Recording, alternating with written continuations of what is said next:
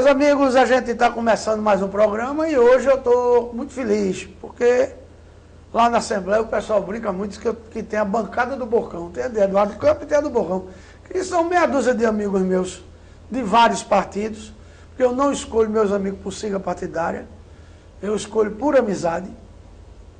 E aí tem gente do DEM, tem gente do PSB, tem gente do cacete, todo canto tem gente. Aí o meu convidado de hoje é do PR, onde eu tenho grandes amigos, como o deputado Inocêncio Oliveira, como o Sebastião Oliveira, como a Mauri Pinto, que não se elegeu, enfim, todas essas pessoas. Eu, graças a Deus, tenho um livre trânsito na Assembleia com todos os deputados, me dou todo com todos eles. E hoje, quem está comigo aqui é o deputado Alberto Feitosa, um lutador, um batalhador, um cara correto.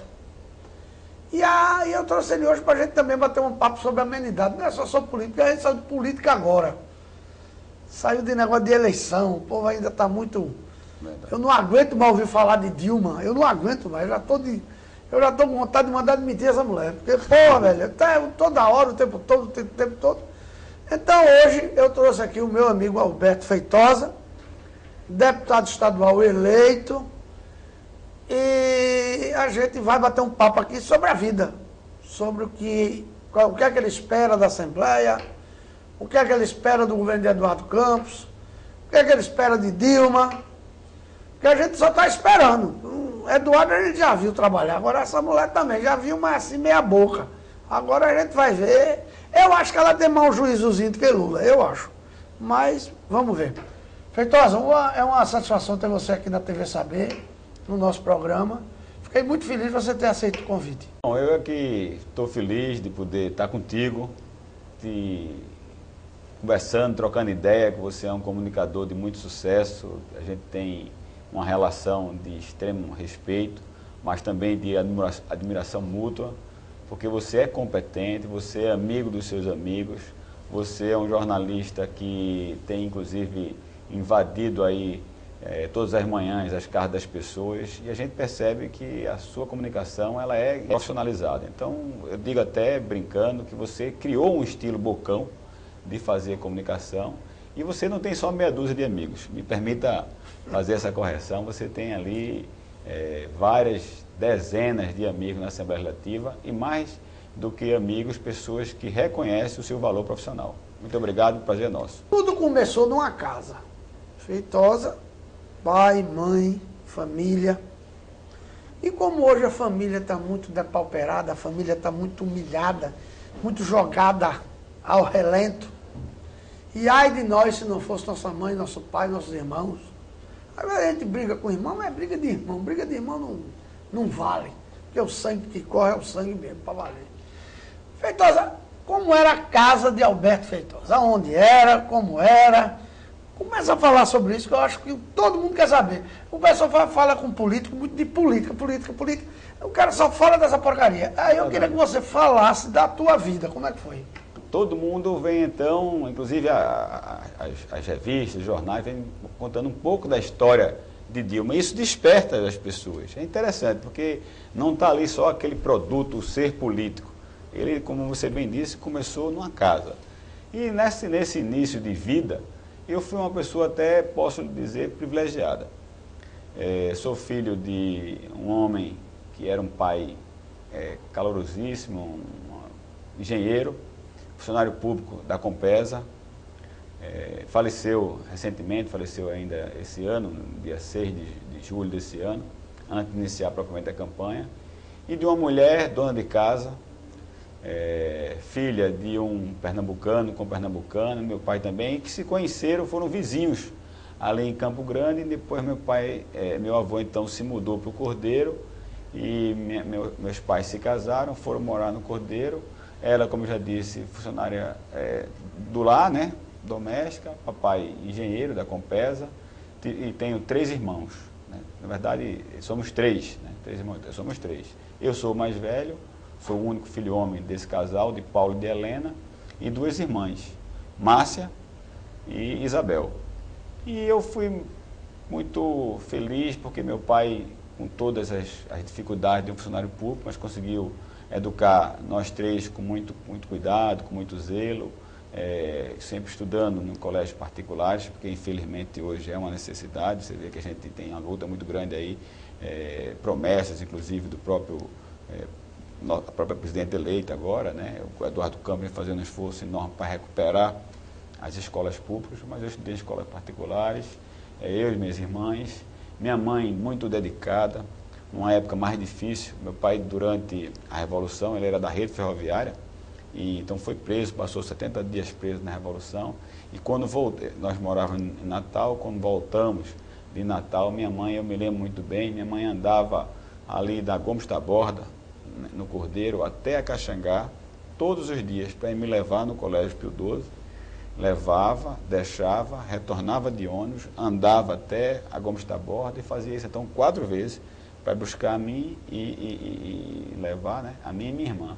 Então eu tive esse privilégio, né, de ter pais tão responsáveis, tão dedicados, que puderam então nos dar não só a formação religiosa, ética, moral, e uma oportunidade também de me dar uma formação educacional, como eu já disse, de uma forma bastante privilegiada, porque hoje você ter a oportunidade de estudar em colégio particular, sobretudo, cada vez fica mais difícil. Era bem comportado ou levou uma lapada também? Não, Porque minha mãe me dava em mim demais. Minha mãe, quando se arretava, a minha mãe pesava 130 quilos. Então a mão dela pesava 5. Então quando baixava, eu ia pro chão. Era uma porrada só. Mas amei minha mãe profundamente. Foi a maior mulher do mundo. Eu só me juntei com mulher, eu casei depois que minha mãe morreu. Antes disso, não deu. Não deu. Eu tinha um comportamento, sempre fui bom aluno, né? Relacionamento com os professores, com as professoras, com os padres no Colégio Salesiano. Sempre fui bom aluno, nunca fui assim, aluno destacado, mas fui bom aluno. E era comportado. E em casa, como eu tinha 2 irmãs, de vez em quando apanhava de minha mãe. Né? A minha mãe costurava, ela gostava de costurar, e tinha umas réguas de madeira na época. Eita, E depois aquelas de acrílico, que era mais suave, né? De vez em quando eu levava a relapada dela, mas meu principal problema era de apelidar, de mexer com minhas irmãs. E aí tinha a irmã mais próxima a mim, que é a Márcia, e todo apelido que eu colocava nela pegava. E eu insistia com isso, e de vez em quando ela ficava reclamando, e minha mãe então batia nos 2. Mas como você sabe, mão de mãe, né? Não dói. Não dói, botava de castigo, esse era o meu problema. Mas eu sempre fui um cara comportado. Depois também fiz academia, aí também a gente tem aquele regime, tudo, fui bom aluno na academia de polícia militar, então eu sempre fui um cara disciplinado, mais ou menos. Mas teu pai foi preso 70 dias na Revolução. O que foi que te levou a ir à academia? Porque geralmente o jovem daquela época, a tendência era outra, era ir para o Partido Comunista, era para brigar, era para dizer que aí tu fosse ser militar. Até inclusive, eu acho que para a visão dos teus outros amigos, tu era tido como esse cara aí, não sei o quê, foi ser polícia, não sei o quê, bababá, dedo duro, essas conversas, né? Meu pai, embora tendo passado tudo isso no regime militar, tá certo, injustiçado, porque depois não teve nenhuma acusação, mas naquela época era isso mesmo, tá qualquer certo? coisa. Ficava lá. Depois ele veio e, como eu disse, então, ele saiu da Compesa, foi para a rede ferroviária, depois voltou para a Compesa. Mas sofremos muito, né? Os depoimentos dele são muito dolorosos, assim. Ele chegava muitas vezes a se emocionar, encher os olhos d'água, mas dizia com muito orgulho, porque foi firme lá na prisão, disse até que via de vez em quando sair um caminhão com tambores, e esse caminhão saía com tambores e não voltava, diminuía o número de pessoas que estavam naquela prisão em Natal. E o que é que me levou? Meu pai não guardava rancor disso, não guardava ódio. E em determinado momento eu quis então fugir do serviço militar. E eu tinha um tio por parte de mãe, que era coronel do Exército, e ele, no afã de bem educar, sabendo que ele tinha cuidado de mim, de minhas irmãs, e minha mãe com muito carinho, eu achava que tinha que dar uma formação, que era importante, como ele tinha feito o CPUR, também que eu fizesse o CPUR. O CPUR é o curso, né? Preparação de oficiais da reserva, que o Exército promove com jovens que faz já o 2º grau, está terminando o 2º grau e iniciando a universidade. E então ele me fez que eu fosse na casa do coronel Edgar, que era de engenharia do Exército, para o coronel Edgar conversar comigo, para que eu pudesse então servir ao Exército. E ali eu fiz o CPOR, terminei gostando, e ele me deu a liberdade de fazer a opção de ir para a academia, onde ele participou ativamente da minha formação, nas formaturas, nos eventos da academia, porque, como eu já disse, papai era um homem tão bom que achava que aquilo ali foi um momento que passou o país. Uma coisa episódica. É, uma coisa episódica, uma coisa que passou o país, nunca interferiu no sentido de fazer ou não fazer, nem a mim, nem nenhuma das minhas irmãs, sempre deixou que nós escolhêssemos sem qualquer problema, sem resistência, muito perguntado, sempre apoiando ele e minha mãe, o que a gente achava que era melhor, mas nunca externou qualquer mágoa com relação a isso. Ele tinha, sim, referências pontuais a algumas pessoas, tanto positiva quanto negativa, no período que ele viveu de caça. Então ele dizia, olha, tinha um capitão lá que era extremamente isento, respeitoso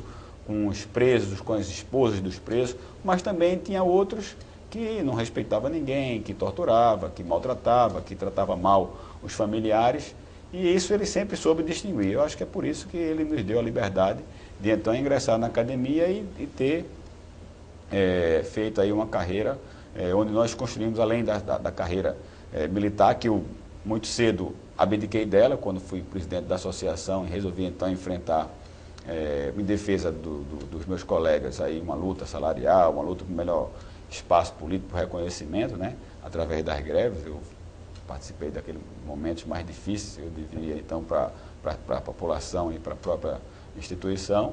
E ele também me apoiou nesse momento, sabendo do perigo das consequências daquilo, também me apoiou naquele momento, mas jamais, jamais papai externou qualquer ódio, qualquer rancor com as Forças Armadas ou com as polícias militares. Agora, que ano foi isso? Tu entrou na polícia em que ano?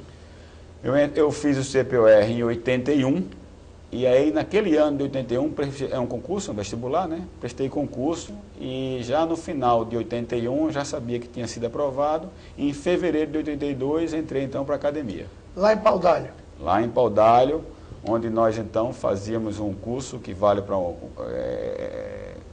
que parece um curso superior de 3 anos, em regime de internado, de segunda a sábado às 12 horas. Era uma vida dura. E namorada? Tu começasse a namorar, tivesse várias namoradas, uma só, como é que foi esse babado? Não, eu namorei muito, Bocão. Fui noivo 2 vezes. Vixe, namorei entre esses noivados aí e até o casamento, eu namorei muito. Tive a oportunidade de namorar muito, tá certo? Eu era um jovem que gostava de, embora bebendo muito pouco, eu praticamente não bebo nada, mas namorava muito. Eu saía para namorar, né? E aí tive alguns amores, algumas paixões, como todo homem, né? E toda mulher. E hoje posso dizer que aproveitei muito enquanto solteiro, tive muitas namoradas, papai incentivava isso, mamãe já fazia que hoje é difícil, né? Porque tem um bocado de viado, então... Mas... Agora, engraçado, eu consegui, de todos os relacionamentos que eu tive, eu consegui deixar a amizade.